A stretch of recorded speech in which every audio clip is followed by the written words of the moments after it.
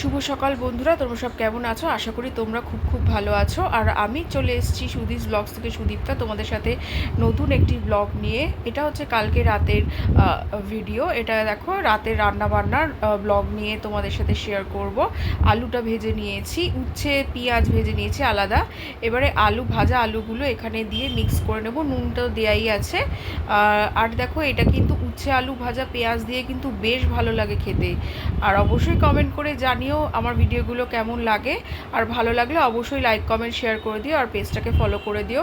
আর YouTube channel থেকে দেখলে অবশ্যই সাবস্ক্রাইব করে দিও। তো আমি এখানে টমেটোর চাটনি বানিয়ে নিয়েছিলাম, একটু তেঁতুল অ্যাড করেছি। আর তেঁতুল দিলে কিন্তু, খুব সামান্য তেঁতুল দিলে এই টমেটো চাটনিটার আলাদাই একটা স্বাদ চলে আসে।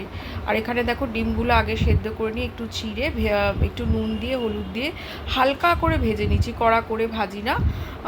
তো এখানে দেখো পেস্ট বানিয়ে নিয়েছি। এখানে আছে পেঁয়াজ রসুন আদা, এখানে ভাত বসিয়ে দিয়েছি।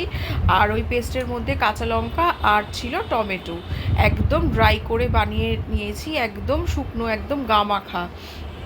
তো এইরকম কে কে ভালোবাসো খেতে? আমার তো বেশ ভালো লাগে খেতে, একদম শুকনো ড্রাই ডিম কষা। আর দেখো এখানে ভেন্ডিগুলোকে মশলা মাখিয়ে, মশলার মধ্যে আছে লঙ্কা গুঁড়ো, ধনে গুঁড়ো, ড্রাই ম্যাঙ্গো পাউডার মানে আমচুর গুঁড়ো, আর নুন স্বাদ মতো দিয়েছি, আর একটু বেসন দিয়ে দিয়েছি। দিয়ে এগুলো ভালো করে একদম ফ্রাই করে নেব। এটা কিন্তু স্টার্টার হিসেবেও খুব ভালো লাগে, এমনি এমনি খেয়ে নেবে বাচ্চারা। যারা ভেন্ডি খায় না তারাও কিন্তু এটা খেয়ে নেবে। তোমরা অবশ্যই বাড়িতে ট্রাই করে জানিও এই রেসিপিটা। এই দেখো এই রেসিপিটা কিন্তু আমার পেজে আগেই দেয়া আছে ডিটেলসে। তো আজকে আর দেখালাম না, কারণ এটা তো আগেই দেয়া আছে, সেই কারণে শর্টে এখানে এখানে দেখো পরে ভুলে গেছিলাম বলতে। সন্ধেবেলা এসে বললো যে মাম্মা একটু কিছু খাবো।